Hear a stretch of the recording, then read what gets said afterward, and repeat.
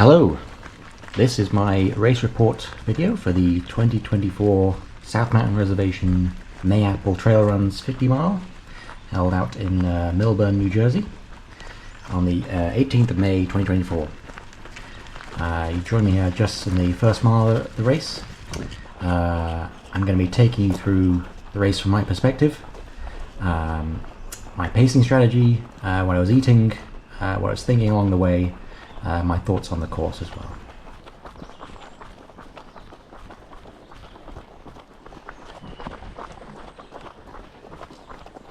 So I'm starting off here at a fairly gentle pace.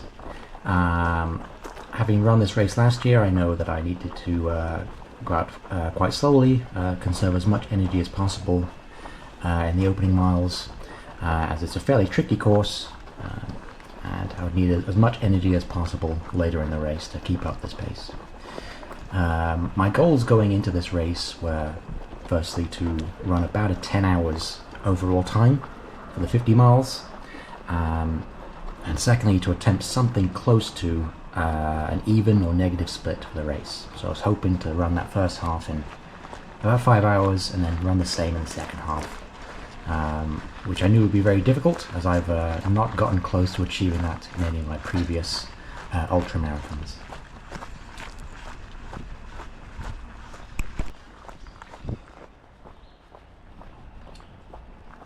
Thank you very much to the race directors and the volunteers at the aid stations for all their work in making this event possible. It's a great event. The course is very well marked. It's very enjoyable to run. I enjoyed it very much last year and this year as well. It was fantastic.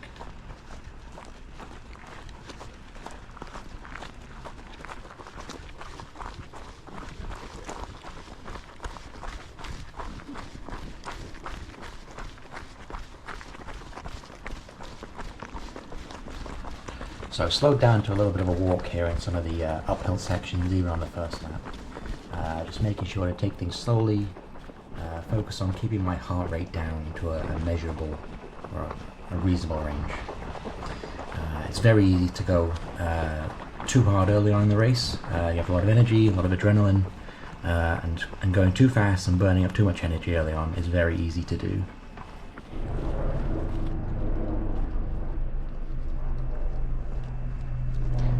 So this section of the course is actually what I think is the most difficult part.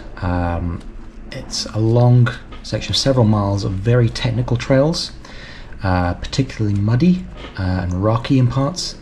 That means you're constantly looking at where you're placing your feet, and it's very difficult to keep the momentum up.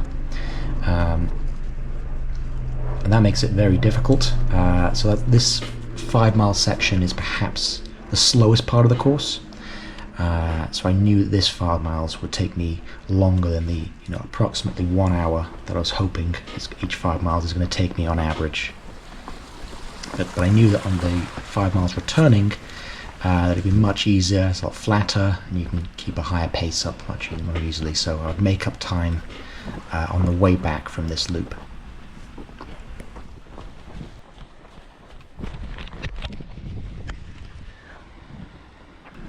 This is one of the more scenic sections of the course at Orange Reservoir. Here we run along one side of the reservoir and then up back onto the trails again.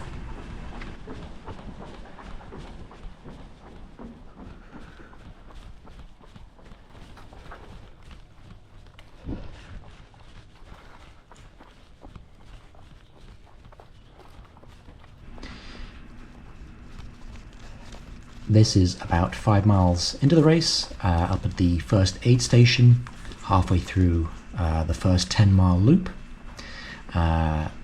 This is the first time I'll be able to stop, have a little bit to drink, and also check that I'm on time and keeping to my schedule, and hopefully hitting the target of a 10-hour run overall.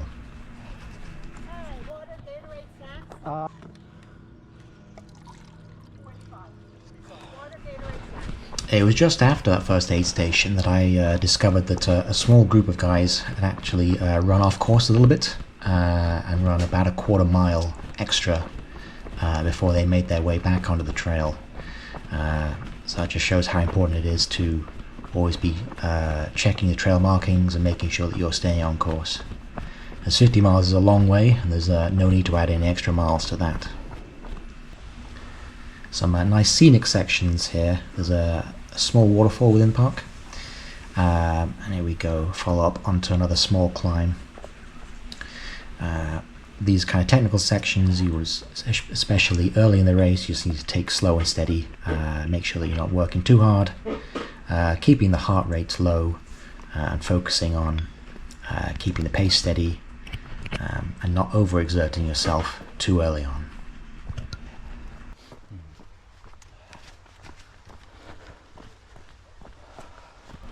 Here I am now finishing the first 10-mile loop. So this is the first time I've come back to the what will be the start-finish line. I'm going to pick up some extra energy gels and some other foods that I'm going to eat on that second loop.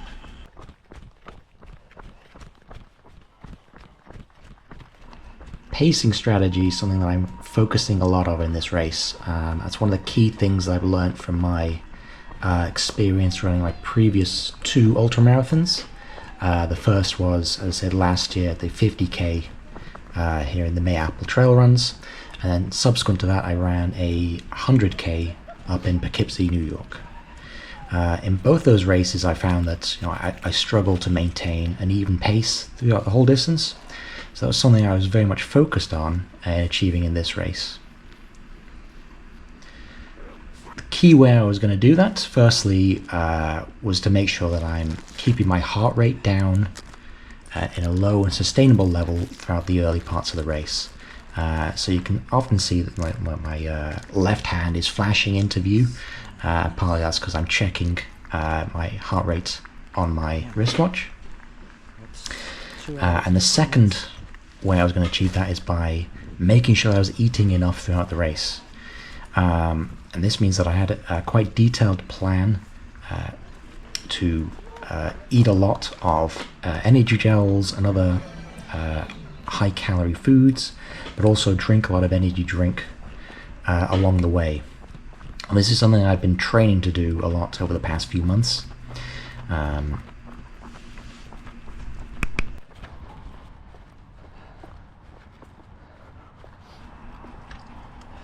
Mile 11, beginning the second loop, and this is the west loop of the course. So slightly easier trails, still quite hilly, but less technical, fewer rocks and tree roots along the trails to trip you up. So this is a little bit nicer going, and from my perspective, much more enjoyable running. Now for this part of the course, I was following a couple other guys who were running at a very good pace. And so that meant I was running fairly quickly on this lap,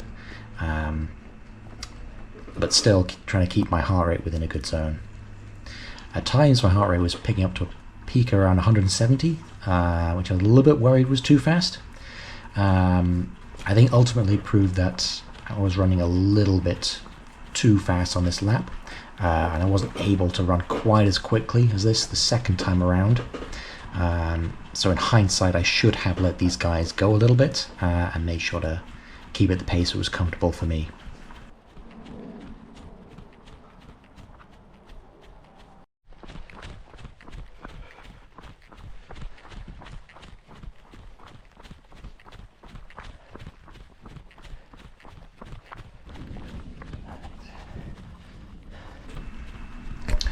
This is at mile 15. Now at the halfway point of the second loop, I reached this point in about 2 hours 56. So I was ahead of schedule for my 10-hour target. Just picking up some Gatorade, trying to make this a very brief stop, but making sure to get in as much fluids as possible. I'm carrying all the food I need to eat with me, so I don't need to stop specifically at the aid station to eat.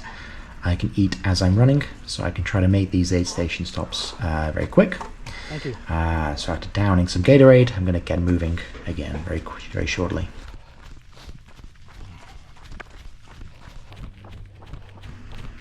From this point in the race, I was mostly running alone. So that meant I was focusing on pacing my own effort, not so much worried about how people around me, how quickly people around me were running. This made it a little bit easier to focus on my heart rate, but it also added a little extra pressure as I was then keenly aware that there were good runners behind me, so I had to keep up a good pace.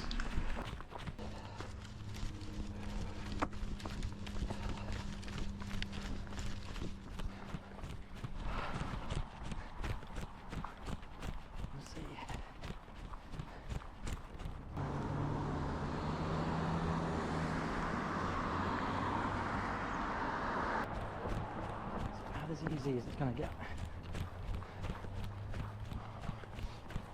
Oh dear. 3 hours 20 in. Covered about 18 or 19 miles. Feeling pretty good. Just gotta keep the heart rate down, gotta keep eating, gotta keep pushing fluids. But it's a nice day, it's a good day for a run.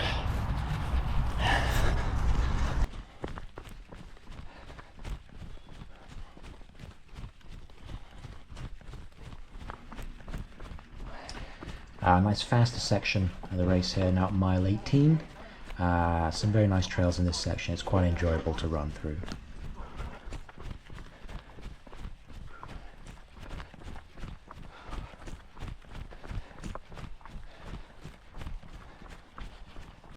Okay, 3 hours 47. A couple of minutes, I'll be finishing the second lap. Oh, 20 miles in. Feeling good. Yeah, because I come up and stay with her when and sometimes if I come up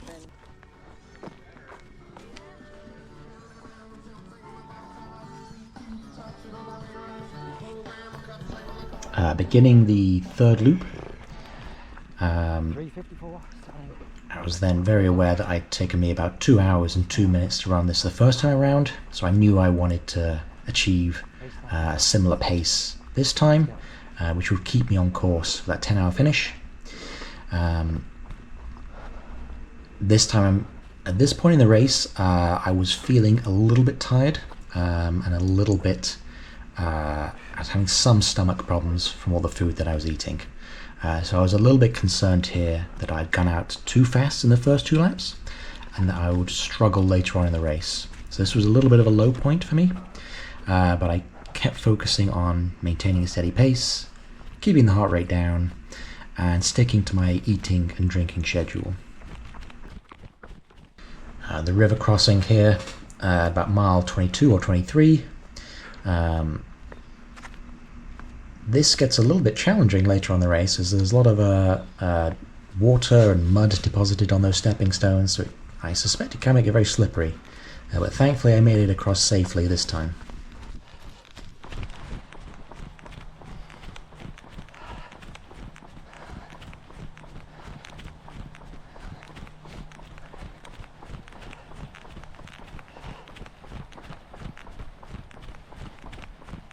Heading uphill around mile 24, following the reservoir. This was a tough section. I'm walking this climb this time, but the final time around, I think I'll find the energy to be able to jog up this incline, so things go well. Coming around now to the aid station at mile 25, 4 hours 56. So that went well. I was still on time for my 10-hour finish, and if things go very well I might also be able to manage a negative split overall. So let's pick up some Gatorade, make it a short stop, and then keep going.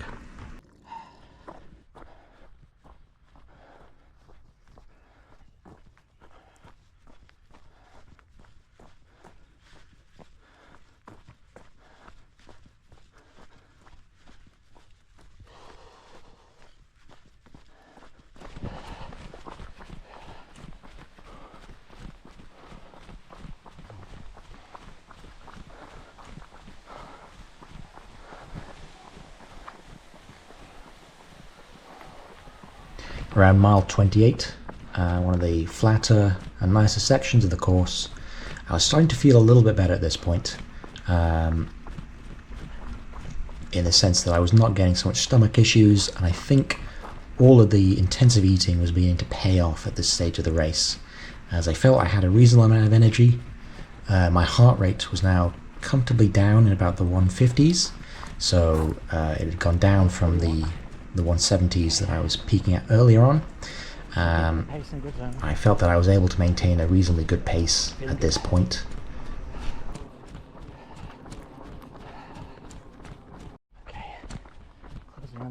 And now coming into the start-finish area again at the end of the third lap, so at 30 miles in, coming about 5 hours 49 minutes, so again at 11 minutes ahead of my target.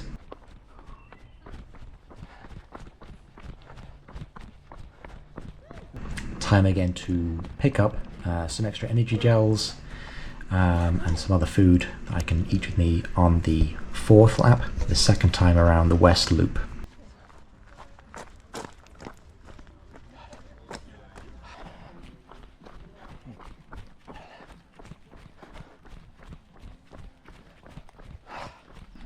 Mile 31, beginning the west loop, which starts with a nice long climb. It was at this point in the race that I picked up my earphones and decided to listen to a little bit of music. I find that helps later on in the run, especially if you're getting very tired. It's easy for your mind to wander. So having a little bit of music on is a little bit beneficial to kind of help the mind concentrate and reduce all the unnecessary thoughts about slowing down or even stopping. So I find it very helpful for motivation to listen to some music at this point.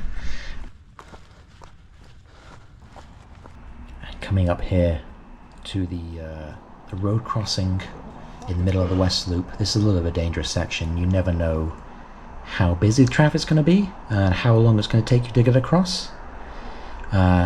Thankfully, there was a brief stop in traffic not long after I arrived, so I didn't waste any time there. And then back up into the trails again.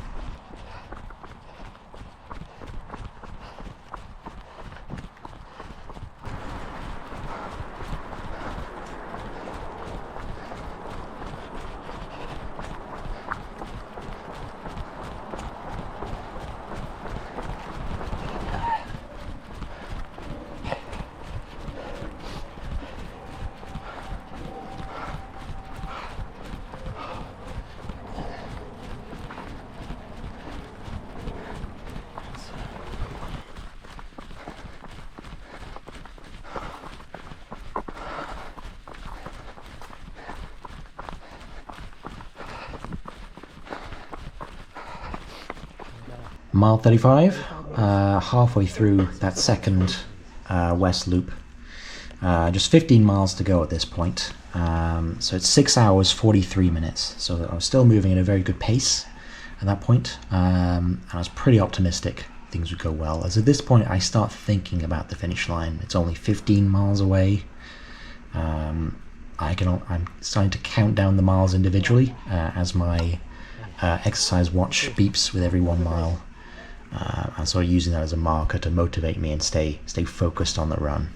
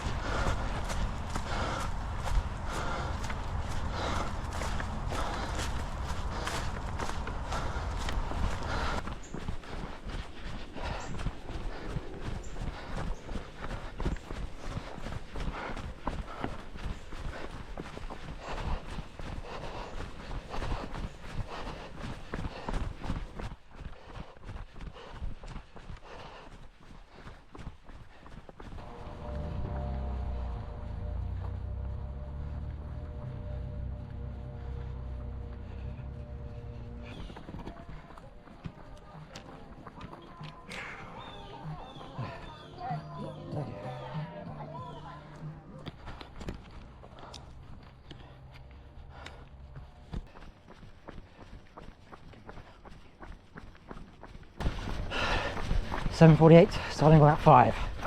Let's go.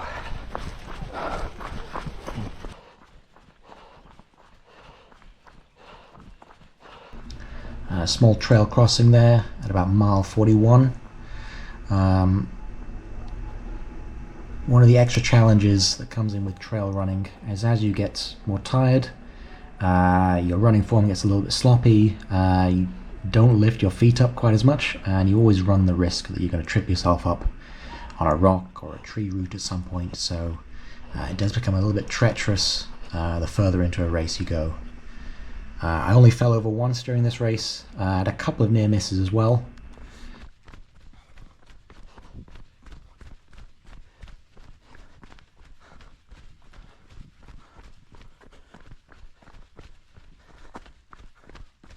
Mile 43, last time around the reservoir, it was raining a little bit at this point in the race, which was kind of nice to stay cool in, but it otherwise was not too heavy rain.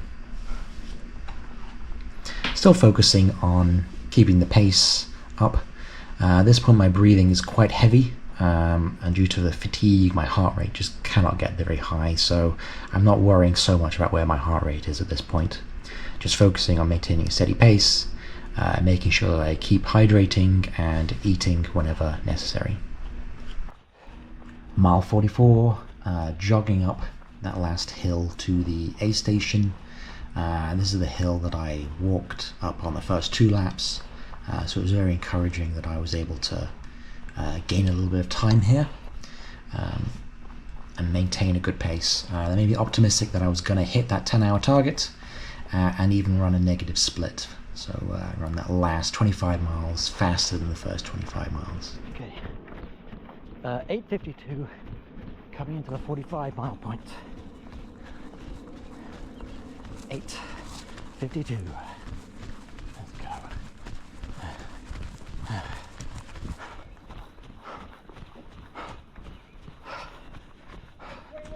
21. The last time. All right, let's start. That's it. Mile 47, just one last climb to go. At this point I'm very much focused on the finish. After that last climb it's then just a long flat section and then one tricky downhill.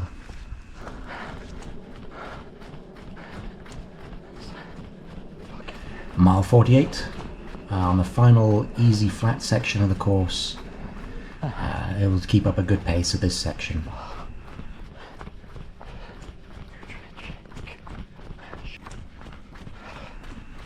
Mile 49, just some last easy running, one final road section and then a tricky technical downhill, very rocky trail. It was very easy to twist an ankle, so I took that very gently as I then made my way to the finish line.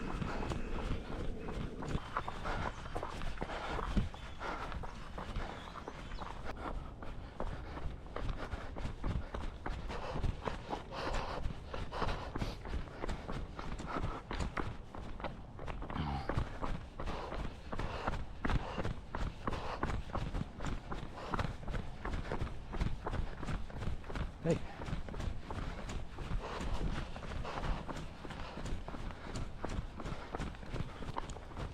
Finally I reached the finish line in time of 9 hours, 44 minutes and 45 seconds.